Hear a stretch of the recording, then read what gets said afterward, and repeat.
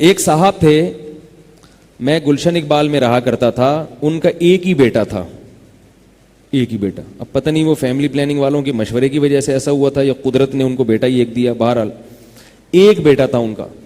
پڑھایا لکھایا, ظاہر ہے ماں باپ کا جب ایک اور اکلوتا ہو تو کتنی محنت کی ہوگی انہوں نے کہ بھائی اب سب کچھ اسی کو بناؤ.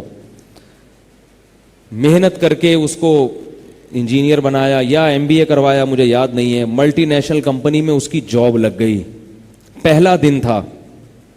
تو اب ظاہر ہے ماں باپ نے ساری زندگی جو محنت کی تو اس محنت کا صلہ اب والدین کو نظر آ رہا ہے نا کہ اتنی بڑی کمپنی میں ہمارے بیٹے کی جاب لگ گئی ہے اور مہینے کے بعد سیلری آنا شروع.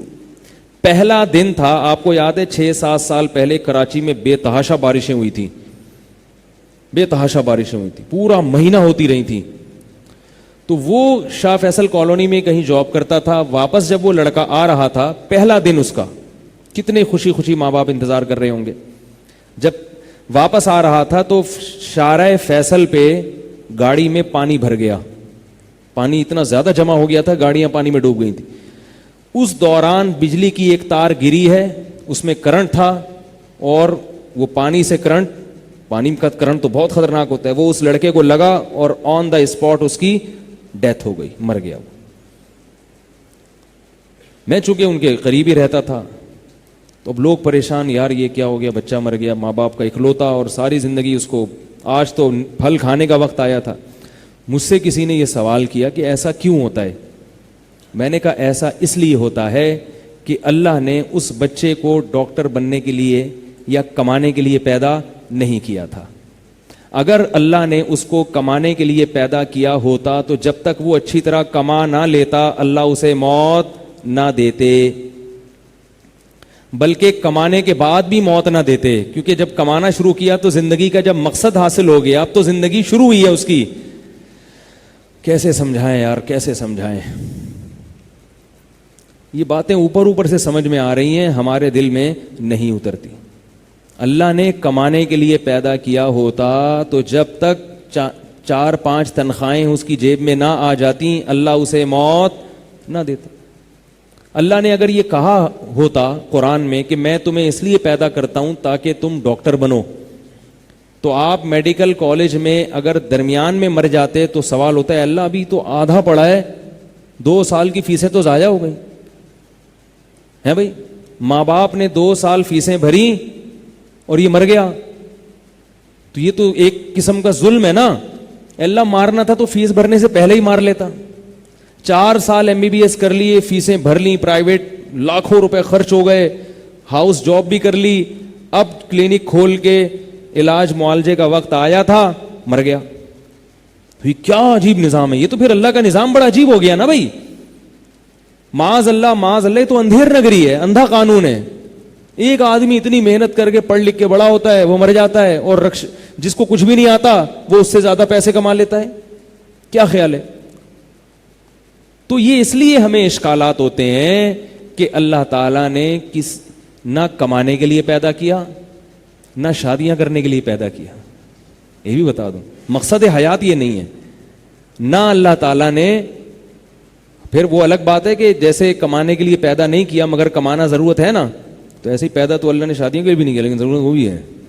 تو ہم یہی کہتے ہیں کہ جو وہ اس سے زیادہ ضرورت ہے, کمانے سے زیادہ ضرورت ہے, وہ پھر الگ موضوع ہے, پھر کبھی لے کے چلیں گے انشاءاللہ. تھوڑا سا ٹچ تو آ جاتا ہے نا کبھی کبھار. اچھا خیر, تو اللہ تعالیٰ نے پیدا کیوں کیا تو یہ اللہ ہی بتائیں گے نا. آپ پوری دنیا میں سروے کرو, اللہ کی قسم کسی کے پاس اس سوال کا جواب نہیں ہے کہ ہم پیدا کیوں ہوئے ہیں. نہ اوباما کے پاس اس کا جواب ہے, نہ ڈونلڈ ٹرمپ کے پاس اس کا جواب ہے, نہ اقوام متحدہ کے پاس اس کا جواب ہے, نہ امریکہ کے سفیر کے پاس اس کا جواب, نہ سائنسدانوں کے پاس اس کا جواب, نہ ڈاکٹروں کے پاس اس کا جواب. ڈاکٹر کہے گا میری جو پیدائش ایکچولی لوگوں کا علاج کرانے کے لیے ہوئی ہے, وہ یہ کہے گا. سائنسدان کہے گا, ایڈیسن سے پوچھتے, وہ کہتا ہے مجھے اللہ نے بلب ایجاد کرنے کے لیے پیدا کیا ہے بھائی اللہ نے. تو ہم اس سے پوچھیں گے کہ اگر بلب ایجاد کرنے کے لیے اللہ نے تمہیں پیدا کیا تو پھر تمہیں بلب ایجاد کرنے سے پہلے موت سے بچنے کی کوشش نہیں کرنی چاہیے تھی، کیونکہ تمہیں تو پھر گارنٹی ہونی چاہیے اللہ کی طرف سے کہ تم جب تک بلب ایجاد نہیں کرو گے تم مرو گے نہیں. تو تم تو بڑی احتیاطیں کرتے تھے کہ یار یہ بلب کا کرنٹ کہیں مجھے ہی نہ لگ جائے. اگر ایڈیسن نے بلب ایجاد کیا ہوتا اور وہ ہمارے سامنے بلب آنے سے پہلے اسی بلب سے کرنٹ لگ کے ایڈیسن کی موت واقع ہو جاتی تو یہ بلب ہم تک پہنچتا.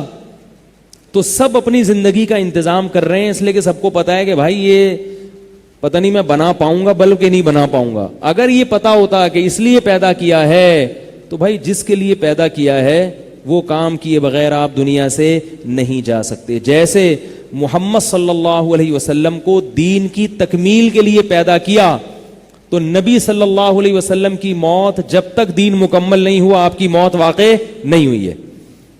کتنی کوششیں کی گئی آپ کو قتل کرنے کی, نہیں ہوئی. حتیٰ کہ نبی پہلے پہرے دار رکھتے تھے, پھر اللہ نے آپ سے پہرے دار بھی ہٹوا دیے, فرمایا کہ واللہ یعصمک من الناس, آپ کی زندگی کی حفاظت ہماری ذمہ داری, آپ کو کچھ نہیں ہوگا. جب اذا جاء نصر اللہ نازل ہوئی کہ اللہ کی مدد آ گئی اور لوگ جوق در جوق دین میں داخل ہو گئے, اس میں کہیں بھی نبی کی موت کا تذکرہ نہیں ہے, لیکن نبی صلی اللہ علیہ وسلم سمجھ گئے کہ اب میری موت کا وقت آ گیا ہے, کیونکہ لوگ جوق در جوق دین میں داخل ہو گئے ہیں, اسلام کو غلبہ ہو گیا ہے. الیوم اکملت لکم دینکم, آج میں نے دین مکمل کر دیا, یہ آیت نازل ہو گئی. اس میں کہیں بھی نہیں ہے کہ اے نبی آپ کی موت واقع ہونے والی, کہیں بھی نہیں ہے, لیکن نبی سمجھ گئے کہ اب میرے دنیا سے جانے کا وقت آ گیا ہے. اور صحابہ بھی, بہت سے صحابہ بھی سمجھ گئے کہ اب وقت آ گیا, اب آپ دنیا سے جانے والے ہیں. تو یہ ڈاکٹر بننا اچھی بات ہے, سائنسدان بننا اچھی بات ہے, انجینئر بننا اچھی بات ہے, تو پوری دنیا میں آپ جائیں گے, آپ کو اس سوال کا جواب کوئی بھی بولو بھائی نہیں دے گا.